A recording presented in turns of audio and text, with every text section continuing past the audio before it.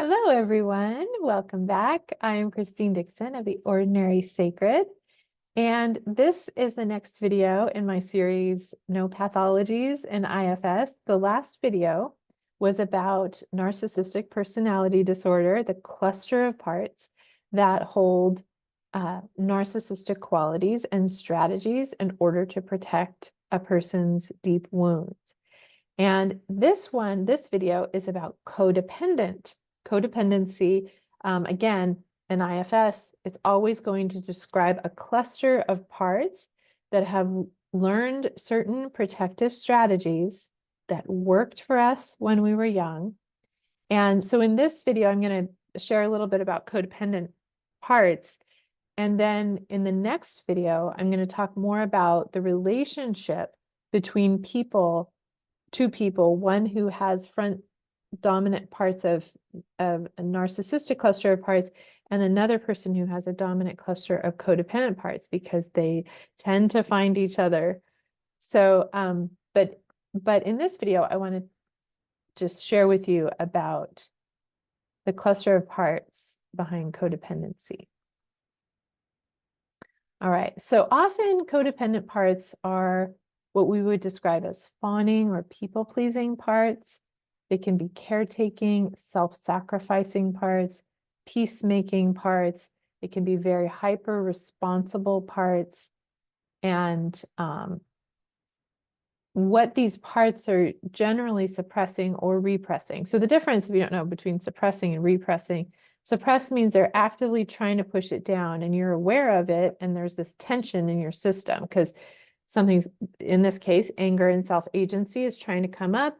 And these parts, the fawning, people-pleasing, caretaking, peacemaking parts, are like, no, no, no, go down. That's suppressing. That's the relationship between those parts. Repressed means that they've pushed them so far that they are out of our consciousness, essentially. So the anger and self-agency parts would be, in IFS language, considered exiled. They're so far gone that if we're ever aware of them, it might be through our dreams, right? Kind of in subconscious ways. If we have hypnosis or something like that, and we tap into our subconscious, we might find that. We might have dreams of really angry monsters, or dreams in which we're screaming and gritting and baring our teeth. And that's those angry or self-agency parts that are repressed from our kind of conscious waking awareness. Okay, so again, the codependent parts, their job is to suppress these other parts that hold anger and self-agency, because they learned that that's what would keep them safe with their caregivers. So the underlying wounds are, first of all, shame and worthlessness. And if you watched the last video about the narcissistic cluster of parts, same wound underneath. Shame and worthlessness. Now, some of the things that, you might ask, well, what determines whether someone develops narcissistic parts versus codependent parts? And it really depends on what works for them in childhood.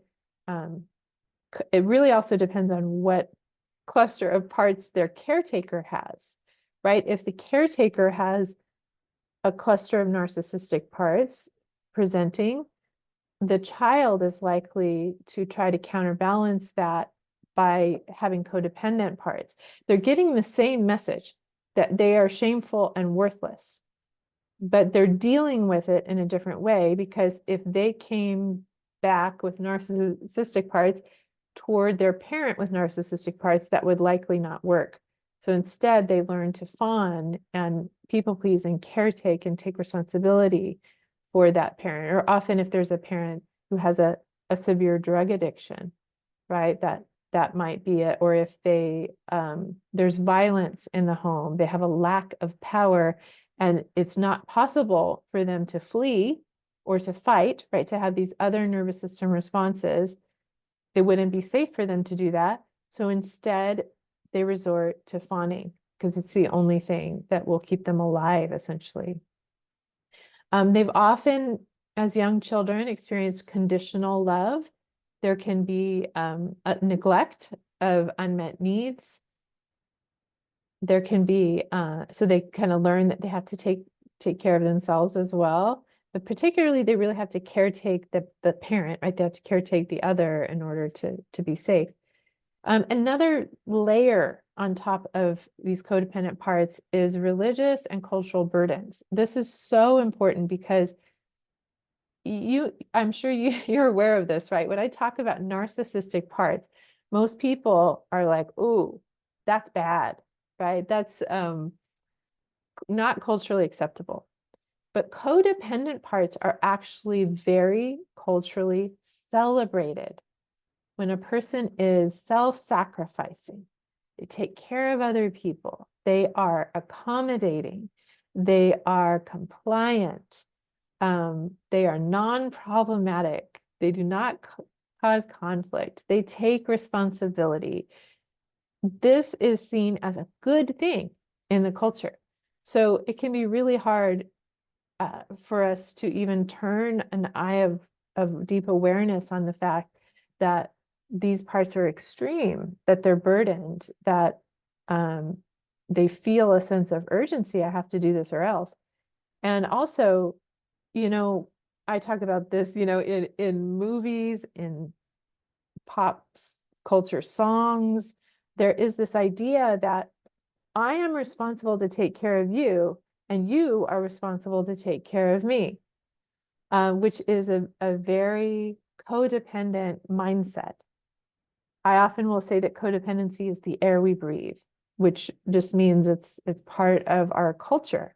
It's presented in media we watch, in the way, the parenting expectations that we pass down in schools and in government. There's this authoritarian structure where if a person has power over you, the way you function and survive is you abdicate your authority to them and you caretake them and you do whatever they want. You're very compliant, right? And again, this helps us survive in an authoritarian culture. Now, often codependent parts are what are identified in internal family systems as parentified child parts. Again, these are parts that learn at a young age to be responsible to take care of their caregivers, because they have to take care of their caregivers, so their caregivers can essentially be there for them so that they can survive. And these parts usually develop around age 5+. So if you watched my last video, the narcissistic cluster of parts are often actually much younger. So these are people who've experienced extreme trauma at a very young age.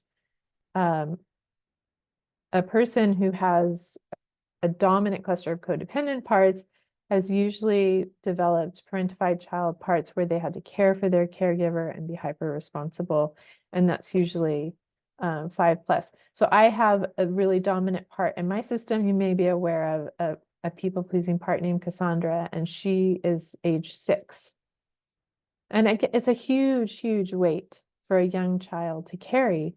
So in IFS, the path forward is that our adult, loving, wise, confident, grounded inner parent self is able to relieve these parts of this burden, of this huge responsibility that they've carried all their life, to say, you can rest now. I am here. There is a competent adult in the room now. You don't have to take care of everybody else anymore. We can walk away from people who are taking from us, who are draining our energy. And the self has this really clear perspective of the fact that I, as an adult, am responsible for myself and all of my young parts, and you are responsible for yourself and all of your young parts. And as we take care of our own inner families, we can come together and have beautiful connection and relationship. But I am not responsible to take care of your parts, and you are not responsible to take care of my parts. So in health, these parts, all parts are good, and all parts, not all parts are burdened, right? So these types of parts, before they become extreme, are just parts who have genuine care for others without the expense to self, right? We give from overflow. We give from genuine kindness because we want to, because we want connection with other people, because we're genuinely delighted in them and fascinated by them and want to be close to them, not out of obligation or fear of rejection. We don't surpass our own or steamroll over our own needs and then give to other people and feel resentful on the inside. That's actually that anger self-agency pushing back, right? Those are often very polarized in a codependent system, is the anger self-agency and that set of codependent parts. So I hope that's helpful in understanding codependent parts and how they develop. If you have any questions or you want to share any examples, you can do that in the comments below. One last thing I wanted to say is just that kind of the motto of codependent parts is, I need you to be okay in order for me to be okay. So even though sometimes we think, oh, it's a genuine care for other people and it's celebrated by the culture, and caring for other people, it's a good thing, it really comes from a desperation of, I don't really care about you. I just desperately need you to be okay so that I can be okay. And when we get healthy, we actually have a greater tolerance for other people to not be okay in front of us, to have very real distress and emotions, even from boundaries that we're setting, right? So again, I can say so much more about this, and maybe I will in some coming videos. But again, please feel free to leave comments below.